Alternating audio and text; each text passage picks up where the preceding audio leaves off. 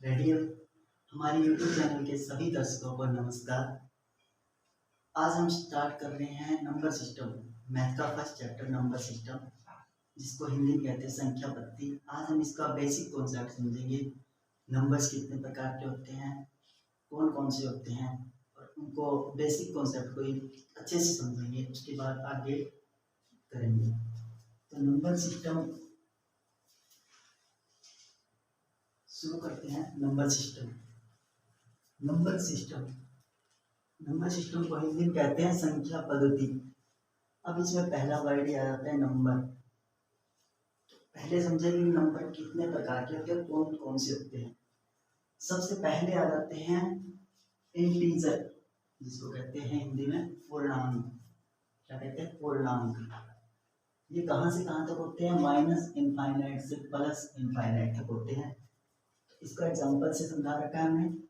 Minus infinite से plus infinite तक कौन कौन से नंबर आते हैं बीच में? -2, -1, 0, 1, 2 इनफाइनाइट तक आते हैं। ठीक है, क्लियर है सब? उसके बाद जो ये 0 से इस तरफ वाले नंबर होते हैं ना, इनको कहते हैं ऋणात्मक पूर्णांक, नेगेटिव इंटीजर। और जो ये इस तरफ वाले हो गए 0, 1, 2, इसको कहते हैं धनात्मक पूर्णांक। 0 को इसमें काउंट क्यों करते हैं? क्योंकि ये कोई नेगेटिव साइन कैरी नहीं करता, इसलिए इसको ऋणात्मक पूर्णांक में रखने की बजाय धनात्मक पूर्णांक में रखा जाता है। यहाँ से एक बात और पूछी जाती है कि सबसे बड़ा ऋणात्मक पूर्णांक कौन सा है? तो हम देखेंगे कि इस तरफ जो संख्याएं जाती है ना, -2, -1, -3, संख्याएं घटती जाती है। इस तरफ संख्याएं बढ़ती जाती है, तो सबसे बड़ा ऋणात्मक पूर्णांक -1 होगा, नेगेटिव इंटीजर सबसे बड़ा। उसके बाद आगे चलते हैं। आगे आते हैं नेचुरल नंबर्स, हिंदी में कहते हैं प्राकृतिक संख्याएं। तो उसको एग्जांपल समझा रखा है कि जो 1 से स्टार्ट होते हैं, ये नेचुरल नंबर प्राकृतिक संख्याएं 1 से स्टार्ट होती हैं, 1, 2, 3, 4 इनफाइनाइट तक जाती है। ठीक है, आगे चलते हैं। उसके बाद इसी के अंदर आ सकते हैं इवन नंबर्स, सम संख्याएं।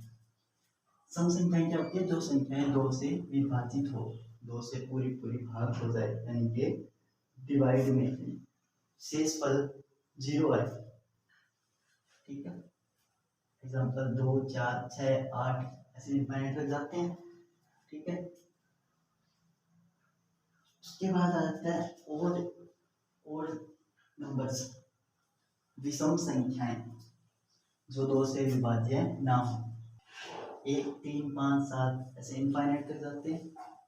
ठीक है, उसके बाद आ जाते हैं होल नंबर्स, जिसको कहते हैं हिंदी में पूर्ण संख्याएं। ये नेचुरल नंबर्स में 0 ऐड करने के लिए सारी इनफाइनाइट तक जाती है, तो इसको कहते हैं पूर्ण संख्याएं। चलिए आगे चलते हैं। आगे कौन सा चलते हैं? तो आगे हम करते हैं कॉम्प्लेक्स नंबर, जिसको कहते हैं जटिल संख्याएं। ठीक है, अब ये कॉम्प्लेक्स नंबर इस तरह के होते हैं, इस फॉर्म में मिलेंगे। कॉम्प्लेक्स नंबर होते हैं a + आयोटा b की फॉर्म में मिलेंगे। इसमें जो ये पार्ट होता है ना, इसको क्या कहते हैं? रियल, यानी कि वास्तविक संख्याएं होती है। ठीक है, इसको ये इस तरह के होते हैं, 3 + आयोटा b, 4 + आयोटा 3। ठीक है, इस तरह से यहाँ पे a कुछ होगा, b कुछ होगा। ठीक है, ऐसे कुछ होंगे। तो इस तरह के नंबर्स होते हैं, कॉम्प्लेक्स नंबर कहते हैं इसको। ठीक है, उसके बाद आते हैं वास्तविक संख्याएं, इसी के पार्ट है। आगे एक इमेजिनरी पार्ट हो जाता है। ठीक है, ये हमें नहीं पढ़ना है। उसके बाद एक पार्ट आता है रियल नंबर्स, वास्तविक संख्याएं। 3, 4 जितने भी होंगे ना, ये वास्तविक संख्याएं आती है। अब वास्तविक संख्याएं आगे पार्ट में बढ़ जाती है रैशनल और इरेशनल, अपरिमेय संख्याएं और परिमेय संख्याएं। ठीक है, अपरिमेय संख्याएं क्या होती है? ये होती है √2, √3, √4, पाई, etc। इस तरह के नंबर्स होते हैं जो इससे अलग होते हैं। ये परिमेय संख्याएं क्या होती है? जो p/q की फॉर्म में हो, जहां q ≠ 0। ये q होता है ना, कभी 0 नहीं होगा। ठीक है, q ≠ 0 इस फॉर्म में होगी तो परिमेय संख्या है, और जो इस फॉर्म में नहीं होगी वो अपरिमेय संख्या होती है। आगे चलते हैं तो ये परिमेय संख्याएं आगे पार्ट में बढ़ जाती है। अब ये भी पढ़ा था ना, इंटीजर्स पूर्णांक में बढ़ जाती है। उसके बाद इसी का पार्ट है होल नंबर पूर्ण संख्याएं, और इसी का पार्ट है नेचुरल नंबर्स प्राकृतिक संख्याएं। होल नंबर्स इंटीजर इसी के पार्ट होते हैं, ठीक है। अब आगे चलते हैं आगे का कॉन्सेप्ट। तो आगे आ जाते हैं प्राइम नंबर्स। प्राइम नंबर्स को देखते हैं। प्राइम नंबर्स इसको हिंदी में क्या कहते हैं, अभाज्य संख्याएं, ठीक है, जो किसी और से भाग नहीं होती, सिर्फ एक जो एक और खुद से भाग हो, ठीक है, जो एक और खुद से भाग हो। 2, 3, 5, 7, 9, 11, 13, 17, 19, 23, इनमें से बताओ कोई ऐसी संख्या है जो और किसी नंबर से भाग हो, एक के अलावा, एक की बजाय किसी और नंबर से भाग हो। 2, 3, 5, 7, 9, 11, 13, 17, 19, 23, ये सभी ऐसी संख्याएं जो एक और खुद से भाग होती है, ठीक है। तो इन्हीं संख्याओं को क्या कहते हैं, प्राइम नंबर्स, अभाज्य संख्याएं। अब इसके बारे में कुछ क्वेश्चंस बनते हैं, उन्हीं क्वेश्चंस को हम कंप्लीट करते हैं।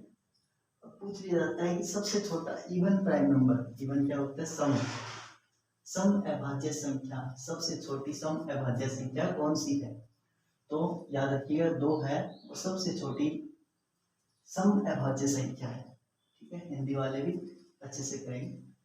उसके बाद आता है सबसे छोटा ओड प्राइम नंबर, सबसे छोटा विषम अभाज्य संख्या कौन सी है। तो याद रखिएगा 3 है वो सबसे छोटी विषम अभाज्य संख्या। उसके बाद पूछा जाता है कि 2 डिजिट स्मॉलेस्ट प्राइम नंबर कौन सा है, 2 डिजिट का सबसे छोटा प्राइम नंबर। तो आप क्या बताएंगे, 11 सबसे छोटा 2 डिजिट का सबसे छोटा प्राइम नंबर है। उसके बाद पूछ लिया जाता है 2 डिजिट का लार्जेस्ट नंबर बताए, लार्जेस्ट प्राइम नंबर बताए।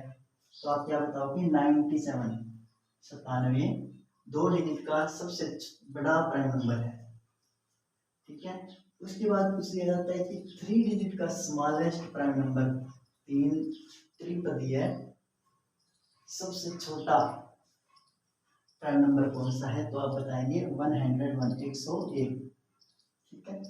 उसके बाद पूछा जाता है 3 डिजिट लार्जेस्ट प्राइम नंबर। तो आप क्या बताओगे, 997, 997। उसके बाद 4 डिजिट का स्मॉलेस्ट सबसे छोटा प्राइम नंबर कौन सा आएगा, 4 डिजिट का चतुर्पदीय सबसे छोटा प्राइम नंबर, तो 1009 होगा। आप ये सब याद रखिएगा। 4 डिजिट का लार्जेस्ट प्राइम नंबर पूछ ले तो आप क्या बताएंगे, 9997। बस इन्हीं से पूछा जाता है, इससे बाहर से कुछ नहीं पूछा जाएगा। तो अब आगे देखते हैं, ये आगे तक के इससे आगे तक जा रहे हैं नंबर्स, पता नहीं कहाँ कौन सा नंबर कितने तक जा रहा है। तो अब इससे रिलेटेड कुछ मुख्य तथ्य है, इम्पोर्टेंट फैक्ट्स है जो आपको याद रखने ही पड़ेंगे, क्योंकि इसे डायरेक्ट सवाल पूछा जाता है, ठीक है। तो अब इसको कैसे याद रखना है, 1 से 25 तक कितने प्राइम नंबर्स होते हैं पूछ लिया जाएगा। तो आपको बताना है 9 होते हैं।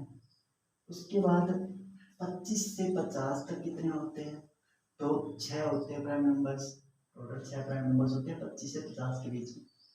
और 50 से 75 तक कितने होते हैं, तो 6 होते हैं, उसका जवाब होगा। 75 से 50, 100 तक कितने होते हैं, 4 होते हैं। 100 से 125 तक पूछ लिया जाए कितने प्राइम नंबर्स होते हैं, तो आप डायरेक्ट जवाब देंगे 5 होते हैं। 125 से 150 पूछ ले तो 5 होते हैं। 150 से 175 पूछ ले तो 5 होते हैं प्राइम नंबर्स।